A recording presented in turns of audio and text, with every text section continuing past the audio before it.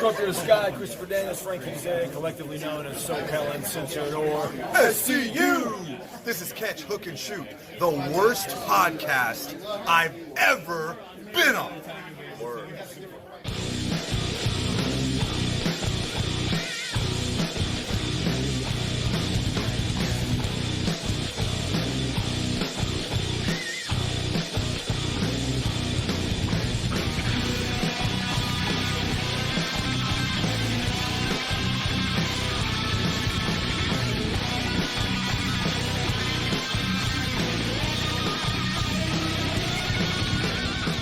What's going on, everybody? Welcome to Catch, Hook, and Shoot. My name's Tom. I'm your host. Today is Sunday, December the 20th, 2020. It is the night of WWE's TLC pay-per-view, which we'll be doing a full preview and predictions for a little bit later on in the show. But first and foremost, I want to thank everybody for listening, watching, and subscribing on YouTube, Podbean, Spotify, or wherever you get your podcasts from. Make sure you're following on social media on all platforms. You can find the show at catchhookshoot and to patreon.com/catchhookshoot for bonus content, prowrestlingtees.com/catchhookshoot for all your t-shirt needs.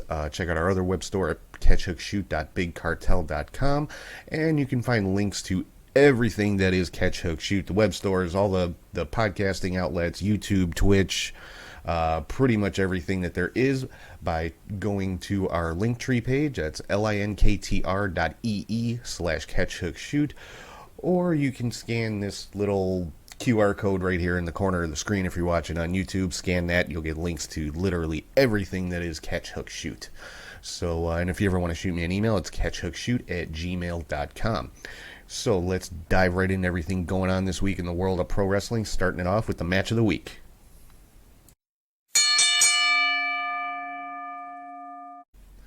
The match of the week this week comes from NXT, and it was Pete Dunne versus Kyle O'Reilly for the number one contendership for the NXT Championship, which of course is currently held by Finn Balor. This was just a fantastic wrestling match, start to finish. These guys just went out there, beat the hell out of each other, put on a fantastic show, as you'd expect from these two. And Kyle O'Reilly was the winner of this, so he will challenge Finn Balor at New Year's Evil coming up on January the 6th.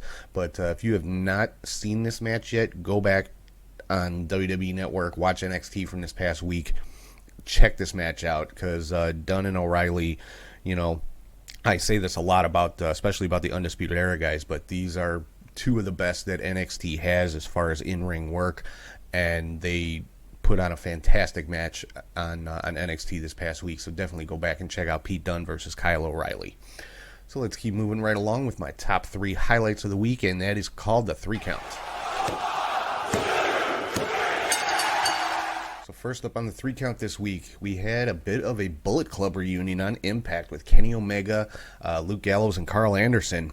Carl Anderson, of course, a founding member of the Bullet Club, Gallows and Omega, big-time members back in their New Japan days. So, looks like we are going to get an actual 6-man tag team match with these three guys at Impact's Hard to Kill pay-per-view coming up in January. They'll be taking on the Motor City Machine Guns and Rich Swann. That match alone is worth the price of the pay-per-view, so I will more than likely be watching that one, because just the Bullet Club reunion in and of itself is a big moment, but then the booking of this match between these 6 guys is just huge. I mean, you got the Impact World Champion versus the AEW World Champion, who's teaming with the Impact Tag Team Champions against against the Motor City Machine Guns, and this is just going to be a great all-around match. So I'm really, really looking forward to that one. Number 2, Bray Wyatt and Randy Orton played a game of hide and seek this week on Monday Night Raw that kind of went throughout the show and culminated with with Wyatt, not the Fiend yet, finding. Not really finding Randy Orton, but finding his rocking chair from his, the days of the Wyatt family, his rocking chair that you always saw him in his vignettes, and that they brought out to the ring for him and things like that. And Wyatt sat down in the chair, got attacked by Randy Orton. Orton threw Wyatt into a wooden box and set the box on fire. And after burning for a couple of minutes, then box popped open and Wyatt had transformed into the Fiend. So WWE doing a pretty good job, in my opinion, of building this rivalry with these guys. And yeah, it's not a new rivalry, but it's one that I think, minus that weird match that they had at WrestleMania with the bugs and everything being projected on the ring mat, but take that away, and it's a pretty good rivalry that Wyatt and Randy Orton have had. So I'm looking forward to their match coming up at TLC, which we'll talk about in a little bit. And number 3 on the 3 count this week, Kevin Owens, Roman Reigns, and Jey Uso. Again, another segment that kind of went throughout the show on Smackdown this time. Show started with Kevin Owens in the ring trying to call out Roman. Roman didn't come out. Owens went to the back to look for him. Then, while Owens was in the back, Roman came to the ring. Kevin Owens came back out, got attacked by Jey Uso, got attacked by Jey a few more times throughout the show. And the show ended with Kevin Owens just getting beaten down by Roman and Jey Uso both in the ring, getting buried under a pile of tables and chairs. Yeah, again, doing a pretty good build for their match coming up at TLC tonight. So let's get into the news and rumors and results from the week before we get to the preview of TLC. On Raw, we had a segment of Miz TV with the Miz kind of hinting that he may be cashing in his Money in the Bank contract at the TLC pay-per-view. And that, of course, would have to be sometime during or after the match between AJ Styles and Drew McIntyre. And then we saw AJ Styles pick up a win over Sheamus. And then just put a pretty good beating on Sheamus with a chair while Sheamus was hung up in the ropes. Hurt Business in a 6-man tag team match picked up a win over Jeff Hardy and the New Day. Lana actually picked up a win over Nia Jax, but then got the crap beaten out of her by Nia and Shayna Baszler, and WWE selling some storyline injuries to Lana, so she is out of the TLC pay-per-view. Her and Asuka were set for a women's tag team championship match against Shayna and Nia. I'll get into that a little bit more in the preview. Elias had an in-ring segment, again trying to play a song and continuing to get interrupted, but the story here is Jackson Riker was out with him, so it looks like Jackson Riker is back on Raw, and he will be with Elias in some capacity. Didn't he did get on the mic, didn't say a whole lot, but they were interrupted by the 24/7 champion R-Truth and his current crop of challengers that chase him all over the place.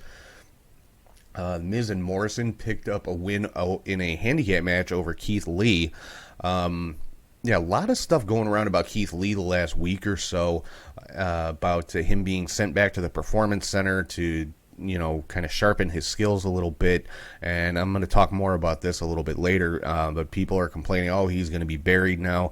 Guys, he lost a handicap match to arguably one of the better tag teams in WWE, in the Miz and Morrison. So wouldn't exactly call him buried. It's not like he got squashed in 30 seconds or anything. So and it took both of them to get the win over Keith Lee. So wouldn't worry too much about Keith Lee just yet. Then I already talked about the Firefly Funhouse with the hide and seek segment with Orton and Wyatt. Mace from Retribution picked up a victory over Ricochet. A little bit of a surprise, but I like that Mace finally got some time in the ring. Mace, of course, is Dio Madden, former commentator for Raw, who left that position to go back to the Performance Center and get back to an in-ring career, which I'm a fan of Dio Madden, or Mace. He's probably my favorite member of Retribution, if I have to pick a favorite out of that group. So I'm hoping, this is a sign of things to come. This is going to continue, and Retribution is going to start building some steam again. Dana Brooke picked up a win over Shayna Baszler by a DQ, and after the match, we saw the return of Mandy Rose, so it looks like she is back from injury. Matt Riddle got a win over MVP, and then we saw the Ascension ceremony, as they called it, where they raised the WWE Championship above the ring for the TLC pay-per-view coming up tonight. And of course, this ended with AJ Styles, Miz, and Morrison attacking Drew McIntyre. Not a huge surprise there. Moving on to NXT, Johnny Gargano and Austin Theory picked up a win over Kushida and Leon Ruff. Now, this was originally supposed to be Leon Ruff and Damian Priest tag teaming together, but of course last week Damian Priest was taken out by the returning Karrion Kross, so Kushida took his place. Tommaso Ciampa picked up a win over Tyler Rust in a really, really good match. I mean, this I actually considered making the match of the week, is how good of a match this was. I mean, this was a prime example in Tyler Rust's case where you don't have to go over to get over. You know, he looked phenomenal in this match. Triple H even praised him in an interview afterwards. So, yeah, Tyler Rust, great showing on NXT versus arguably the best wrestler in NXT in Tommaso Ciampa.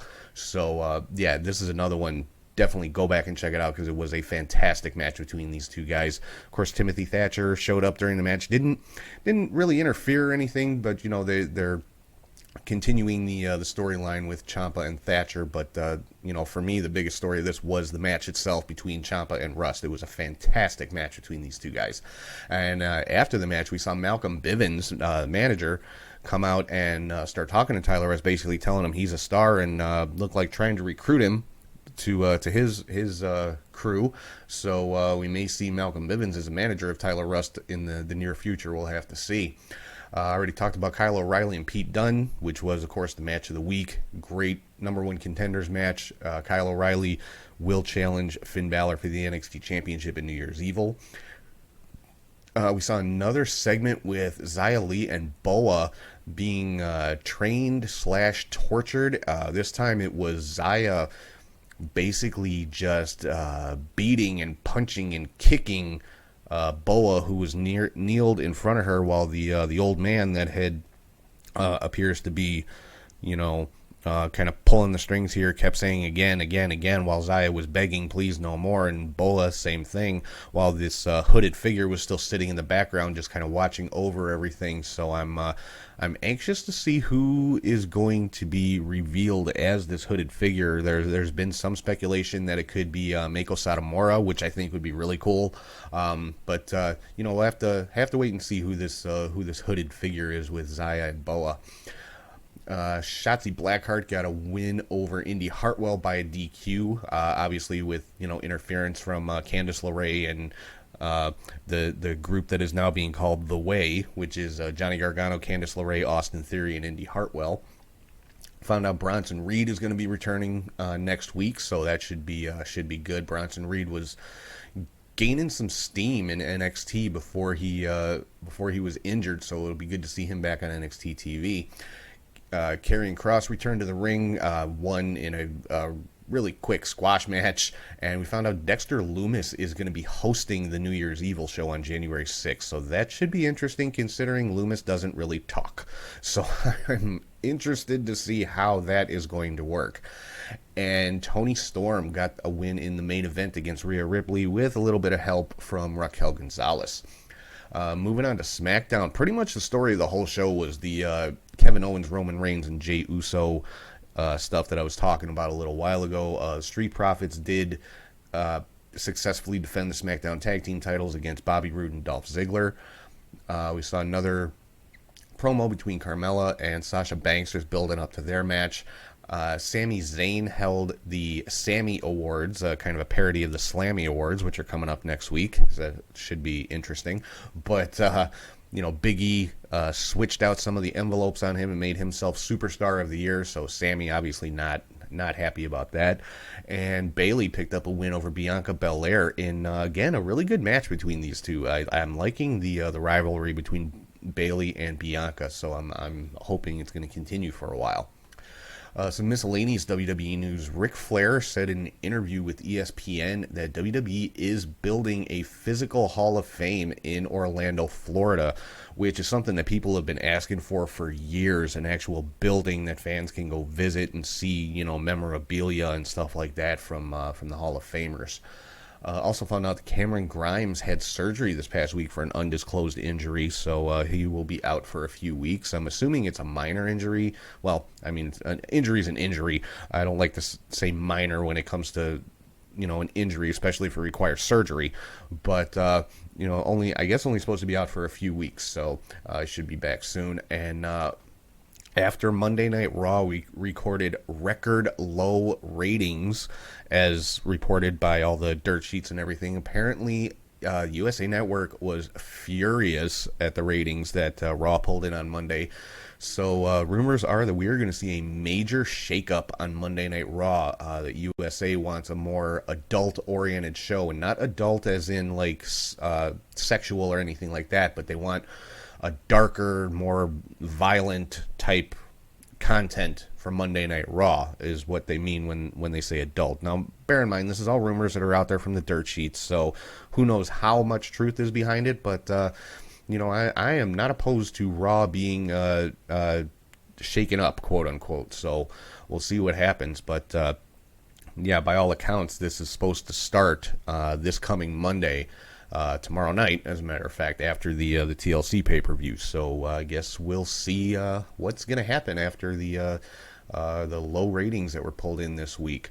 Let's get into the preview and predictions for the TLC pay-per-view coming up. First and foremost, New Day, Kofi Kingston and Xavier Woods defending the tag team titles against the Hurt Business, Cedric Alexander and Shelton Benjamin. You know what? This is hard to call, honestly. Personally, I would like to see the Hurt Business get a title reign with the tag team titles, especially Cedric and Shelton. Shelton Benjamin, been a tag team specialist most of his career. Cedric Alexander, former cruiserweight champion. So, I would like to see the Hurt Business take the win in this one. Now, the last few weeks, we've been seeing Cedric Alexander kind of not really pulling away from the Hurt Business, but kind of being a little bit full of himself and, walking away from the rest of the Hurt Business after his matches, after he picks up a win. He's just kind of walking up the ramp celebrating and leaves everybody else in the ring. So, but I'm going to say the Hurt Business are going to take the Raw Tag Team titles. Sasha Banks will be defending the SmackDown Women's title against Carmella. I got to go with Sasha in this one. I don't think they're going to immediately put the title on Carmella right after she comes back like this. So I'm going to say Sasha is going to retain the title in this one. Roman Reigns defending the Universal Championship against Kevin Owens in a TLC match. I got to pick Roman just because, he's got the numbers advantage with Jey Uso. Still don't know when Jimmy Uso is going to be coming back, and is he going to be on Roman's side or is he going to be in opposition to Roman? But I gotta go with Roman. I don't think they're going to take the title off of him yet. I think Roman is going to hold the Universal title at least until WrestleMania, if not longer. So, that's my pick: Roman Reigns to retain. Then for the women's tag team titles, we've got Nia Jax and Shayna Baszler defending against Asuka and a partner to be determined. I've seen a lot of speculation and guesses online from fans and stuff like that about this. Could be Mandy Rose, who just came back, or I've seen some people say, maybe this could be the return of Charlotte Flair, who's been off for a little while. One person that I saw in one of the wrestling groups I'm in on Facebook said this would be a great opportunity to bring Rhea Ripley up to the main roster, which I agree with. This would be a good way to bring her in. I think her and Asuka would make a great tag team, especially going up against Shayna and Nia. That I could see that being a great match if that's the case. So, but I don't know, hard to call because I don't know who the mystery partner is. But I'm going to say that Asuka and her partner are going to win the women's tag team titles. Whoever the partner is, I'm going to say Asuka and her partner are going to win it. And then we have The Fiend versus Randy Orton in what's being called a Firefly Inferno match. Now, we've seen plenty of Inferno matches in WWE's history. I'm guessing this is just your basic Inferno match where the ring is kind of surrounded by walls of fire. So, they're just calling it the Firefly Inferno match because it's Bray Wyatt. But this one, Bray Wyatt needs to win this match. Bray Wyatt has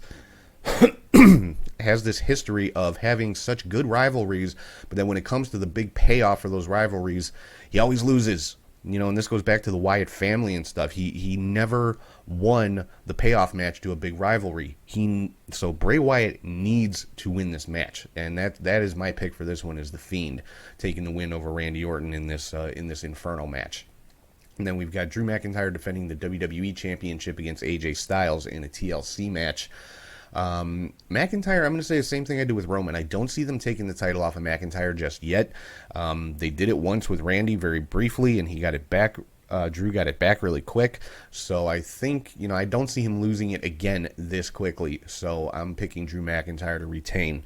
So just to run things down, I've got the Hurt Business winning the Raw Tag Team titles from the New Day, Sasha Banks retaining versus Carmella, Roman Reigns retaining versus Kevin Owens, Asuka and her mystery partner to win the Women's Tag Team titles from Nia and Shayna, The Fiend to defeat Randy Orton in the Inferno match, and Drew McIntyre to retain the WWE Championship in the TLC match against AJ Styles. Moving on to some AEW news from Dynamite this past week, we saw the Hardy Party, which is Matt Hardy and Private Party, defeat Hangman Page, John Silver, and Alex Reynolds from the Dark Order. A little bit of dissension in this one at the end as Matt Hardy kind of stole the pin from Private Party. So, Matt Hardy going through yet another character change. Seems to be getting a bit arrogant and full of himself. So we'll see where this one's going with Matt Hardy and Private Party. Big announcement was made that Cody and Brandy Rhodes are expecting their first child, so congratulations to them. It was a cool little segment that they did during the show to make the announcement, so congrats to Cody and Brandy on their first child. Afterwards, Cody did pick up a win over Angelico in another great match, or Angelico, excuse me, I always say his name wrong. And then we saw Team Taz come out and basically say they're going to come in the ring and beat the hell out of Cody Rhodes, also making references to Darby Allin, who was up in the upper deck in the stands. And we saw at that point the emergence of Sting, who kind of chased off Team Taz and, motioning towards Darby Allin, and Darby Allin looking right back at Sting. So I'm hoping that is going to be Sting's first match in AEW. Will be Sting and Darby Allin, possibly for the TNT Championship, and I want to see Darby pick up that victory. That's how I would book it. If I'm going to put Sting and Darby Allin in the ring, it's going to be a passing of the torch kind of moment from the original TNT icon to the now TNT champion, and somebody who is well on their way to being the face of AEW in the near future in Darby Allin. So, but that's just me. We saw Eddie Kingston and his family get into a brawl with Death Triangle as well as Lance Archer. Kingston came out to address his enemies and saying that that he and Butcher and the Blade had put Pac on the shelf. That brought out the Lucha Brothers, who of course were outnumbered at that point. And then Pac came running out, so apparently he's not quite on the shelf as Eddie Kingston would have thought. Saw a brawl break out between all these guys, and then Lance Archer made his way to the ring. So I would think to even the sides out, Eddie Kingston is going to end up getting one more member of his family sometime in the near future to even these sides out, because I'm sure we're going to see a match between these two sides in some form or fashion coming up soon. The Inner Circle picked up a win in a 12-man tag team match against the Best Friends, Varsity Blondes, and Top Flight. This one was just all over the place, but it was a pretty good match. It was originally supposed to be a 14-man match, but Brandon Cutler was removed from the Best Friends side because Wardlow was not able to make it to the show. Wardlow, of course, is part of the Inner Circle, but he had a family matter he had to attend to, so he was not able to be at Dynamite, so that's what made this a 12-man match instead of a 14. We saw Britt Baker again with another attack on Thunder Rosa in the backstage area while Thunder Rosa was being interviewed. The Acclaimed surprisingly picked up a victory over SCU, Frankie Kazarian and Christopher Daniels, and we saw a little bit of dissension among SCU, a lot of frustration coming out with Kazarian and Daniels. Been on a bit of a losing streak, and we could be. I'm hoping we're not going to be seeing the split of SCU. I think everybody knows how big of a fan of SCU I am. They open my show every week, but. We'll see. Is this going to be the split of SCU, or are they going to dial things up and just start dominating the tag team division again? Big Swole and Serena Deeb got a win over Ivelisse and Diamante. really good tag team match between these four women. Then we saw Nyla Rose and Red Velvet also get involved in this match, so I'm sure there will be a 6-woman match coming up sometime soon. And Kenny Omega got victory over Joey Janela. This match was not really a rematch, but an opportunity for Joey Janela, because he was originally supposed to be Kenny Omega's opponent in that number one contender eliminator tournament, but wasn't able to compete due to COVID concerns. So Sonny Kiss took his place, who Omega beat in a matter of seconds. So this was kind of Janela's opportunity. If he would have beat Kenny, he would have got a world title match, but Omega was victorious in that one.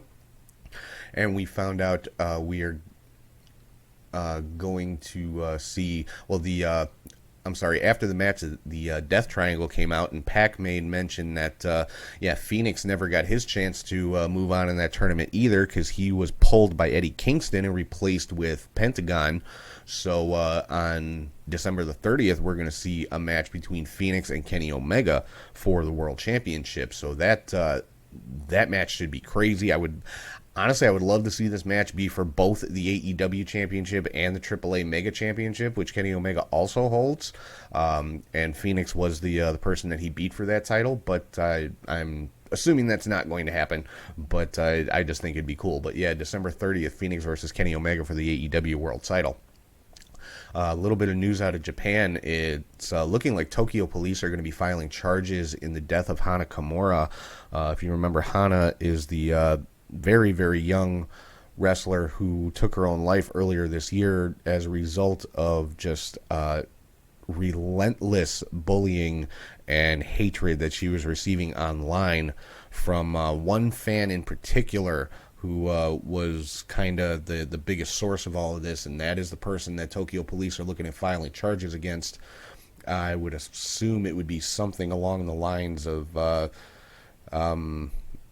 either... Yeah, I'm not even going to try to venture a guess, because I don't know how the laws regarding those things work in Japan.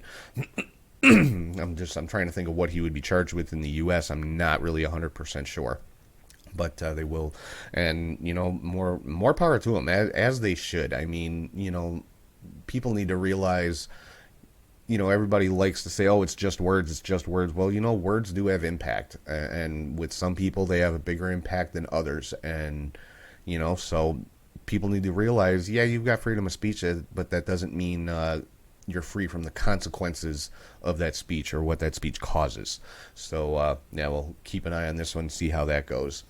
Moving on to Ring of Honor, they had their Final Battle pay-per-view this past Friday, and looked to be a good show. I wasn't able to watch the pay-per-view myself, but let's run down the results right here. Tony Deppen picked up a victory over LSG, Josh Woods, and Dak Draper, and this was a 4-corner match for a shot at the World Television title later on in the show. The Foundation team of Tracy Williams and Rhett Titus defeated Fred Yehai and Wheeler Yuta in a Pure Rules tag team match. I would have loved to have seen this one. Hopefully I'll be able to check it out on a replay or something like that. But I said before, I love the Pure Rules matches, and this, as far as I'm aware, was the first ever Pure Rules tag team match. So, but yeah, the Foundation, Tracy Williams and Rhett Titus got the victory in this one. Another victory for the Foundation. Jay Lethal and Jonathan Gresham retained the tag team championships against Mark Briscoe and PCO. Ray Horace got the win over Dalton Castle. OG Kingdom, Matt Taven and Mike Bennett picked up a win over the Righteous, which is Vincent and Bateman, in a grudge match. Danhausen defeated Brian Johnson to get his Ring of Honor contract. So Danhausen now officially a member of the Ring of Honor roster. So great for Danhausen. If you have not seen Danhausen, check out Ring of Honor. He is very, very entertaining, and once you get past his gimmick, he is a great in-ring performer. If he wasn't, Ring of Honor wouldn't have signed him. I mean, let's be honest here. Dragon Lee successfully defended the television championship against Tony Deppen. Shane Taylor defeated Jay Briscoe. It was originally supposed to be EC3 versus Jay Briscoe, but EC3 not able to compete due to COVID concerns, so Shane Taylor was a replacement. He picked up the win. Jonathan Gresham successfully defended the ROH Pure Championship against Flip Gordon. Gresham won that match by referee stoppage. This is another one that I would really like to check out, so hopefully I can get it on a replay. and Roosh successfully defended the ROH World Championship against Brody King. From what I read, there was a little bit of shenanigans going on. Roosh's brother, Dragon Lee, causing some distraction, and apparently their father, who I did not take note of his name, I'm sorry, but interfered in the match, allowing Roosh to pick up the win, and he is now part of their Ring of Honor faction, which is kind of an offshoot of Los Ingobernables from CMLL, also from New Japan. So Roosh, the founder of that faction, so he's brought it to Ring of Honor. Goes by a different name. Honestly, I don't have that one written down either. So you can tell I'm well prepared this week, guys. Moving on to Impact, Tenille Dashwood got a win over Alicia Edwards, but the big story in this one was Sami Callihan showing up on the big screen after the match and challenging Eddie Edwards to a match which is going to take place on the January 5th episode of Impact. And Sami and Eddie Edwards, this rivalry has been going on for a long time, since Sami Callihan basically broke Eddie Edwards' face with a baseball bat. It's been on and off for a couple of years already, so I have no issue with Sami Callihan and Eddie Edwards one more time because they put on some fantastic matches.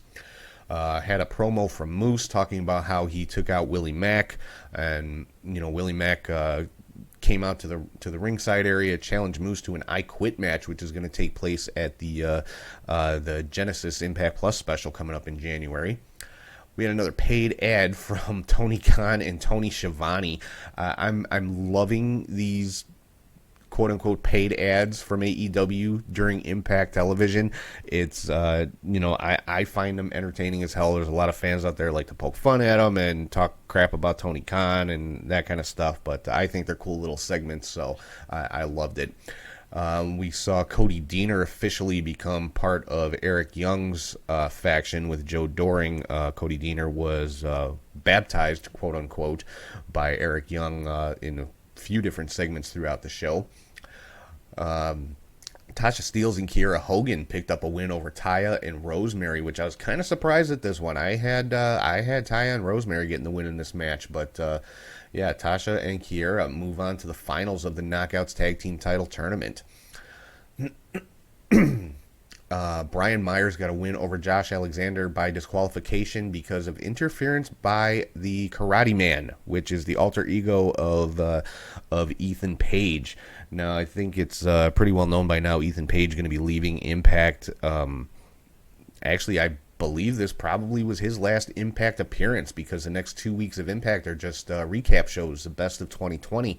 So, this was the last Impact of 2020 for all intents and purposes. So, I'm pretty sure this is probably the last time we'll see Ethan Page in Impact. So we saw the appearance of the Karate Man interfering in Josh Alexander's match and causing the DQ.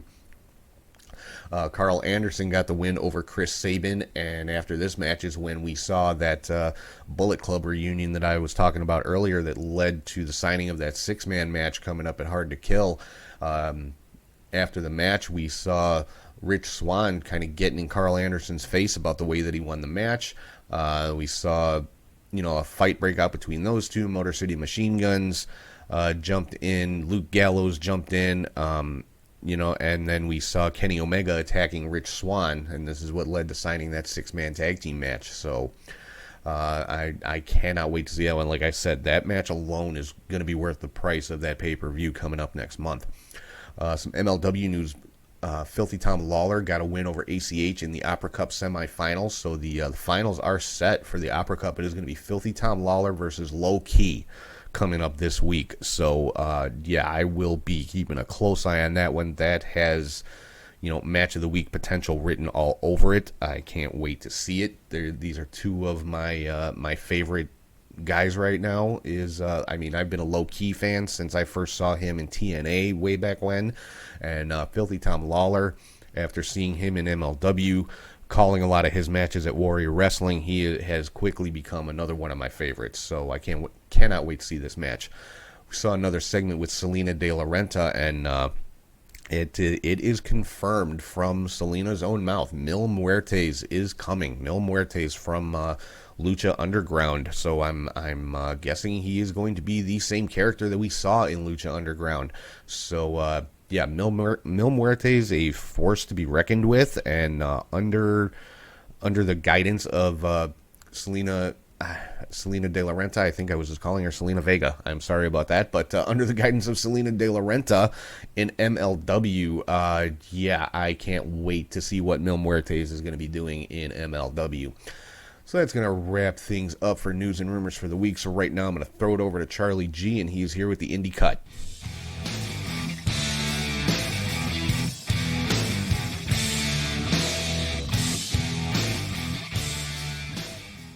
Thank you, Tom, and hey to wrestling friends. I am Charlie G with your Indie Cut. We begin with Friday, December 11th with the stuff I missed. Alternative Pro Wrestling from Royston, Georgia. They had an APW Southern States title match with champion Jackson Carter defeating James Boulevard. We go to Canton, Georgia, and Southern Honor Wrestling. They had a tournament matches as well, which led to a six-way match for the Southern Honor Wrestling title. It was David Ali defeating Ashton Starr, Chip Day, Cyrus the Destroyer, Gunnar Miller, and Owen Knight to become new champion. We move to Piedmont, Alabama, and Pro South Wrestling for the YouTube title. Scott Patterson defeated champion James Hardy by DQ, so no change there. And the all-out title, champion Cameron Keese defeated Chris Crunk. We go to Cornelia, Georgia, and Heritage Championship Wrestling Fight Before Christmas. They had a Heritage Championship Wrestling title versus Anarchy Landmark Heritage title, with Heritage Champion CT Keys and Landmark Champion Scott Mason going to a double DQ. Action Wrestling from Tyrone, Georgia. Commando Man Dan defeated Damian Tangray. Nice to see Commando Man Dan back in action. And for their action title, Eric Royal defeated champion AC Mack by DQ. They also had a Action Friday Night Fights show where Adam Priest defeated Sean Dean, Dominic Garrini defeated Alex Kane by referee's decision, and Anthony Henry defeated Shug D. We go to Saturday, December 12th, Insane Championship Wrestling Fight Club 149. That from Glasgow, Scotland. That is actually on the WWE Network with their Lionheart League block matches, so check that out if you wish. We head back to the States for Warriors of Wrestling 13th Anniversary Show from New York City, New York. In their tag title match, champion Jack Gallo and Jason Carrion defeated Isaiah Wolf and Marcus Marquis, my bad. In their No Limits title match, Chris Steeler defeated champion Dexter to become the champion. And in their heavyweight title match, Darius Carter defeated Abraham Khan. Go to Bethany, Oklahoma, Wrestling for a Cause. In their Hometown Heroes title match, champion Dmitry Alexandrov defeated Barrett Brown. Synergy Pro Wrestling had a 2020 Women's Garden State Invitational tournament. First up was a Synergy Cruiserweight Crown title match with champion Casey Cattell defeated Solo Darling. I consider that a minor upset there. Then we go to the Invitational first round matches, which Willow Nightingale, Howard Dead, Tasha Steelz, and Trish Adora all won those. In the semis, it was Howard Dead defeated Willow Nightingale, and Tasha Steelz defeating Trish Adora. And for the Women's Garden State Invitational final match, Tasha Steelz defeated Holiday. Go to Maryville, Tennessee, and Total Psychopathic Wrestling Beatings 2. Matt Robbie defeated James Ellsworth and Steve Burns. Facade defeated Jason Gorey. And in a barefoot death match, Tristan Ramsey defeated Sarah Dox. Southern Violence and Wrestling, No Presents for Christmas from Athens, Georgia. In their title match, Bruce champions Bryce Cannon and Eddie Hancho defeated King Garada and Tangra. They had a Hoss fight title match, which was vacant. So Austin Towers defeated Hold My Beer Hansen to become the champion. In a no-holds barred match, Brad Cash defeated Effie. So Effie was even in Athens, Georgia. And Axelrod, Brandon Watley, and Ryan Murdoch defeated Chop Top and Tyler Graves. Yeah, okay. In Fort Myers, Florida, Real Pro Wrestling closed the Fight Before Christmas. For their hardcore title, no DQ match. Champion Zach Monstar defeated Bud Heavy. Then to ICW, No Holds Barred Pit Fighter 5. Shane Mercer defeated Daniel Garcia. Dominic Green defeated Gary J. In a Christmas Tree Death Match, Neil Diamond Cutter defeated Jeff Cannonball. And John Wayne Murdoch defeated Nolan Edward. East Coast Pro Wrestling, Christmas Chaos 2020. For the tag titles, champions Frankie Flo and Junior Flo defeated Samson Khan and Tony Vega. Light heavyweight title, Ray Calitri defeated Dirtbag Dan, who was their champion by countout. In their heavyweight title, champion Kenny Bengal defeated Azrael. They had a 21-man battle royal where the winner was Big Bad Blake. And Becca Scott defeated Olympia Marie. Up to Waukesha, Wisconsin, and Brew City Wrestling.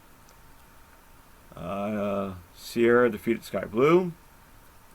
In their Brew City Wrestling tag title match, Cypher and Nacho Clown, who we met at Warrior Wrestling, defeated Chucky Bates and Gunnar Wicks, who are champions, but Cypher and Nacho Clown defeated them to become new champs. So congrats to them. And in a Carolina Reaper match, Ethan Matthews defeated Aesop Mitchell. Down to Arizona Wrestling Federation, Christmas Chaos 2020 from Phoenix, Arizona. Ray Black defeated Aguila. In their AWF Women's title match, champion Mystique defeated SOS by DQ. R3 defeated Ricky Mandel. And in their heavyweight title match, champion Parada defeated Hammerstone. So that had to be a good match there. In CMLL tapings, Euphoria, Gran Guerrero, and Ultimo Guerrero defeated Mystico, Valador Jr., and Christico. So check that out on YouTube. Pretty much there. Oh, and a Triple Mania update. Only the final 3 matches are available on their Facebook page. So check that out while you can before it goes away. Or until they come back, edit it up probably. On to Sunday, December 13th. Oz Academy Have a Great Year from Osaka, Japan. Rina Singaki, Awakening 5 match series second match. So Tsubasa Kirigaki defeated Rina Singaki. In an 8-woman tag match, Aja Kong, Hiro Matsumoto, Kiru Yonayama, and Yoshiko defeated Maya Yukai, Miyumi Ozuki, Sierra Onoi, and Yumi Oka. In a Pure J Climax 2020 show, for a Daily Sports Tag title match, champions Hanako Nakamori and Rina Yamashita defeated Chi Azura and Makoto. And in the Pure J Openweight title, champion Leon defeated Mocha Haruhai. There was a Freedoms and Active Advanced Pro Wrestling team-up show where Jun Kasai defeated Tatsuya Hanami and Ayato Yoshida, defeating Tomoya Hirata. Dantabori Pro Wrestling Final Battle. They had a tag title match of Hirutoki and Yoto Kaiuchi. Defeated champions Katsumura Urubi and Kazuki Miyahara to become new champions. Dragon Gate, Fantastic Gate, Day 8. Don Fuji and Masaki Ozuki defeated Diamante and Takashi Yoshida. In an 8-man tag, Dragon Dia, Jason Lee, Kota Miyonora, and Shun Skywalker defeated Ben K, Kensuke Okuda, KZY, and Yamato. And a 10-man tag match, it was Eita, HYO, Hip Hop Kakuda, Kaito Ishida, and SB Kento, defeating Dragon Kid, Masato Yoshino, Naruki Doi, Shinsu Kando, and the Ultimate Dragon. We move to Princess World Women Pro Wrestling Diana, where Haruka Yumasaki took on Starlight Kid to a 50-minute time limit draw. And Yaiko Sato and Kuri Ito took on Kyuko Inoi and Nagasi Nasaka to a 20-minute time limit draw. Onto a Stardom show, Road to Osaka Dream Cinderella, where it's pretty much the friends and factions versus each other. So we had Riho defeating Lady C and Ruka. In a 4-way match, it was B. Priestley, Konami, Natsuka Tora, and Saki Kashima. Went to a countout. 4-way countout, yep, 4-way countout. And after a match, Momo Watanabe defeated Saya Kamatani, Utami Hayashita. In a 6-woman tag, Mayu Iwatani and Saya Linda and Starlight Kid defeated Mina Shirakawa, Tam Nakano, and Unagi Sakura. And then Micah and Siri defeated Julia and Humeka. Good show. So check that out. Dragon Gate Dream Team. Hellgate Buka Edition on YouTube. This was pretty much DDT Extreme title matches with champion Sanshiro Takagi defeating 5 people in singles matches, and then there was 2 DDT Extreme title tag matches featuring him as well. So check that out if you wish. Big Japan Pro Wrestling Triumphant Local Return. We had Weapons Deathmatch. Drew Parker and Yoko Miyamoto defeated Ryuji Ito and Yuki Ishikawa. In a hardcore match, Kanako Hoshino defeated Akira Hyodo. And then Daisuke Sekimoto teamed with Yuji Okabayashi and Yuyu Oki to defeat Daichi Hashimoto, Hideyoshi Kamatani, and Takuya Noro. Sorry about those names, folks. All Japan Pro Wrestling Prime Night 2020. Tajiri defeated Akira Francesco. Jake Lee defeated Itsuki Ayagi. In All Japan TV 6-man tag match, Black Mensa Rio, Karbel Ito, and Takai Omiro defeated Dimanji So, Revlon, and Ruji Sai to become new champs. Jun Kasai, Kenshi Fukumoto, and Masashi Takeda defeated Chikara Yoshitatsu and Yusuke Okada. And another 6-man match was Shima, Kento Miyahara, and Yuma Ayagi to defeat Tsuji Ishikawa, Suwama and Hikaru Sato. There was an Actress Girls in Osaka show. Yeah, enough of that. Active Advanced Pro Wrestling had their own show, Shy Battle 81. Then back here in the States for Silent Wrestling Revolution, Christmas Clash. Jake and Fans Bring the Weapons.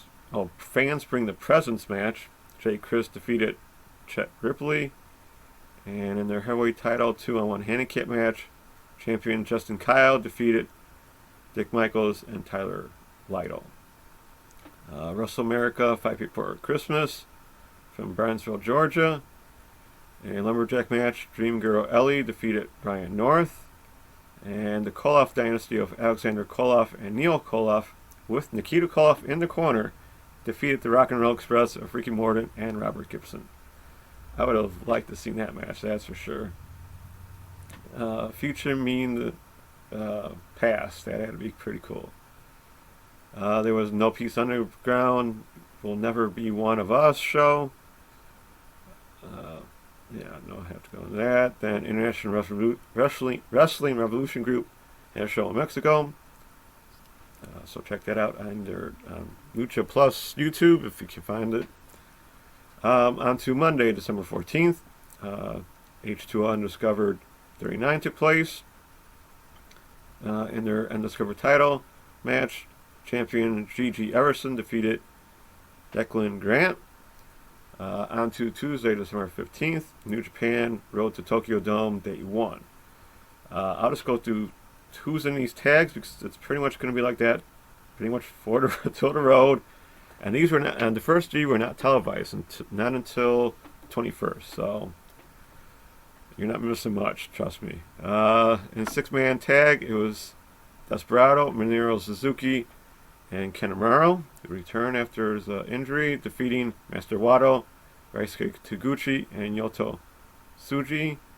That one will be interchangeable as the days go on. Then it was Bad Luck Fale, Chase Owens, and Yujiro Takahashi, defeating Togi Makabe, Tomoka Hanma, and Toriano. Then there was Doki, Taichi, and Zack Sabre Jr. defeating Jado, Tamatanga, and Tangaloa. Then Hiromu Takahashi, Sonata, and Shingo Takagi defeated Dick Togo, Evil, and Tachi Ishimori. The Great Okan, Jeff Cobb, and Will Ospreay defeated Hiroshi Tanahashi, Kazuchika Okada, and Tai Hanori. And Kota Ibushi teamed with Sho to defeat Bushi and Naito.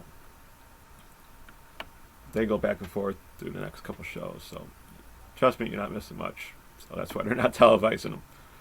On to Dragon Gate, Fantastic Gate, Day 9. Let's go with this. Don Fuji and Shuji Kondo and Ultimo Dragon defeated Diamante, Kai, and Takashi Yoshida. Then there was a Champions Pro Wrestling from Pretoria, South Africa. So you are now on the map. They had a hardcore match of Weiss defeating Renegade. The Loudmouth defeated RJ.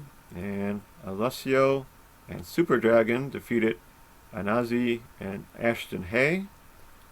So South Africa is finally back on the wrestling map. We move to Wednesday, December 16th. New Japan Day 2. Stardom Day 2. Dreams on their road. We had Starlight Kid defeat Lady C. Three-way match, Gokikin Death defeated Konami and Rika. Mayu Iwatani defeated Saya Ida. Riho and Saya Kamatani defeated Himeka and Maika. Then for the Artists of Stardom title match, Mina Shirakawa, Tam Nakano, and Unagi Sayaka defeated champions B. Priestley, Natsuko Tora, and Saki Kashima to become new champions. So congrats to them.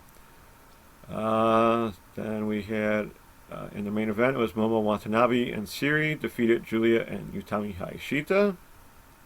So that had to be a good show. Iceman's Peace Party 62 took place. Limitless The Road Season 2 Show 9 took place here in the States. Boomer Hatfield defeated Nick Strap. Channing Thomas defeated Little Mean Kathleen, sorry about that. Eric Johnson defeated Love Doug. And Christian Casanova defeated Alec Price. On to Juggalo Championship Wrestling from Milford, Michigan. Some of these names will surprise you. So, Madman Pondo defeated Satu Jun. Rhino defeated Nate Bach. Congo Kong defeated Madman Fulton. And for the vacant JCW heavyweight title match, Too Tough Tony defeated Teddy Hart.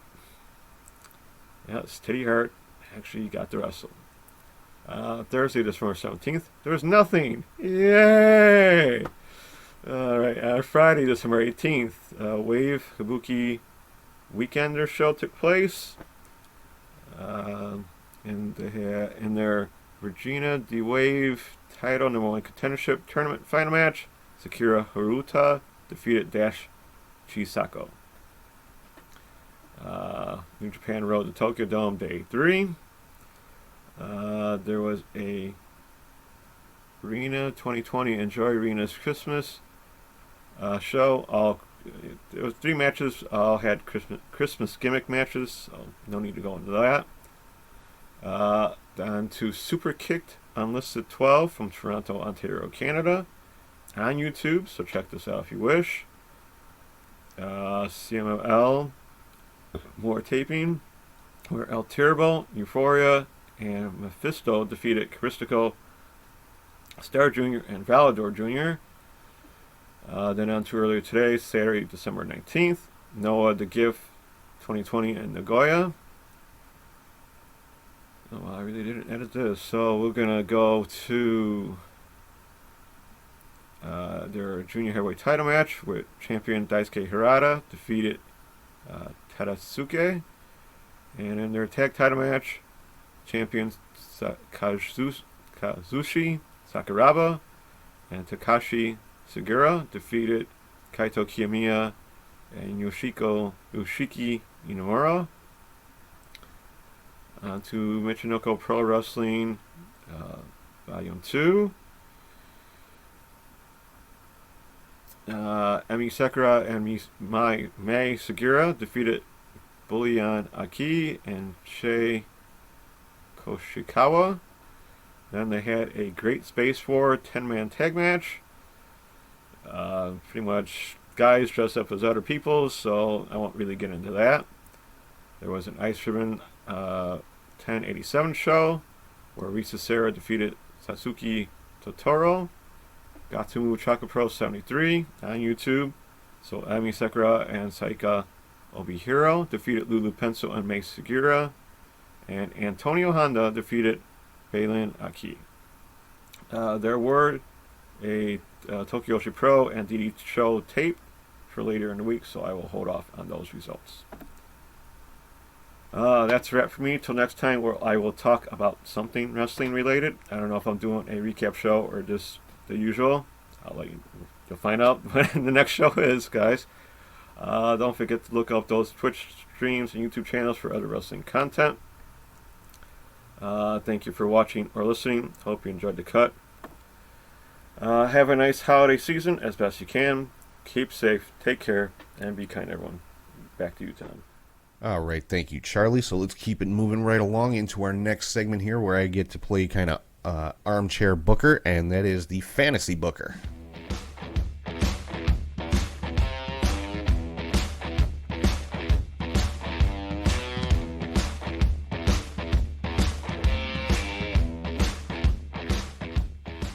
Alright, so we are continuing the CHS Faction Tournament with the second semifinal match, and this one is the Elite versus the Bullet Club.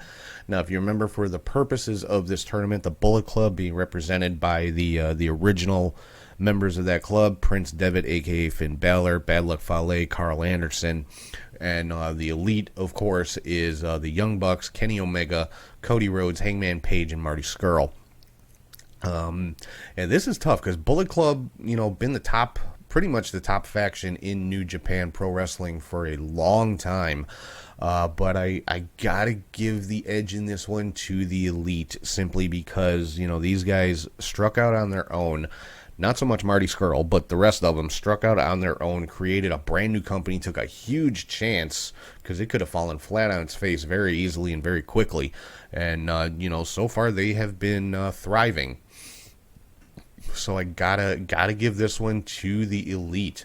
So this is gonna lead into the finals next week on the last show of 2020, and it is going to be the Elite versus the Four Horsemen in the finals of the CHS faction tournament. Yeah, I mean, that's a dream match in anybody's book. I don't care who you are. Ric Flair, Arn Anderson, Tully Blanchard, and Barry Windham taking on the Young Bucks, Kenny Omega, Hangman Page, Cody Rhodes, Marty Scurll. Yeah, wow. So, yeah, the Elite versus the Four Horsemen will be the finals of the CHS faction tournament coming up next week.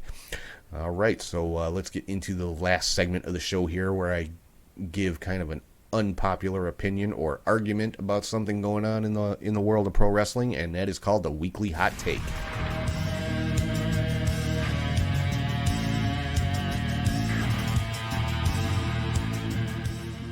All right, so my hot take for this week is this. Main roster stars being sent back to the WWE Performance Center is not that big of a deal. I mentioned earlier about Keith Lee supposedly being sent back. Another one was Otis that was mentioned to, being sent back to the Performance Center. Number one, all the shows are taking place in Orlando anyway, which is where the Performance Center is.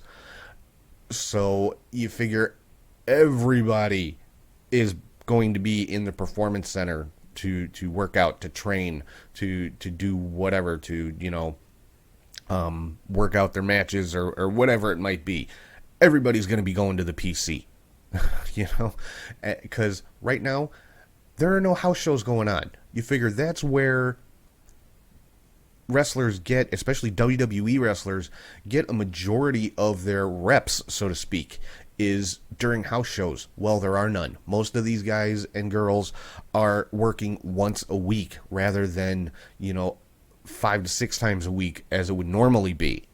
So, yeah, I'm sure a lot of people are going to the Performance Center to work out and to train and to sharpen their skills and to keep themselves in the proper shape, because they're not getting all of that ring time that they normally would if WWE was touring around the world.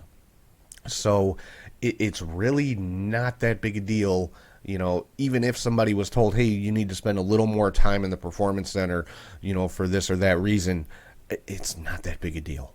It's something that I'm sure has been going on since this whole lockdown started anyway, since WWE's been running shows out of their Performance Center out of necessity. I'm sure everybody's been spending a lot more time there. So really not a big deal to have any main roster stars, quote unquote, sent to the Performance Center to sharpen their skills. So that's pretty much all I got to say on that. People were just, overinflating this, blowing it way out of proportion, like it's some kind of knock against these guys, and it's really not. I mean, like I said, I'm positive it's something that was going on anyway. So it is what it is. Anyway, so coming up next week, as I said, it is the final show of 2020, which means we will be having the 2020 year-end awards for Match of the Year, Wrestler of the Year, and I forgot what other ones I got, but those are the big ones. And Match of the Year and Wrestler of the Year, there's going to be 3 in each of those categories for men's, women's, and tag teams. So make sure you tune in next week, check those out. Like I said, we'll also have the finals of the Fantasy Booker faction tournament, Four Horsemen versus the Elite, and of course all the news and rumors and results from this upcoming week for TLC and Raw and Smackdown and Dynamite and whatever else might be going on in the wonderful world of professional wrestling. So with that, until then, I am going to sign off. Hope everybody has a great week. Enjoy TLC tonight. Enjoy all the wrestling coming up this week, and I will talk to you guys soon.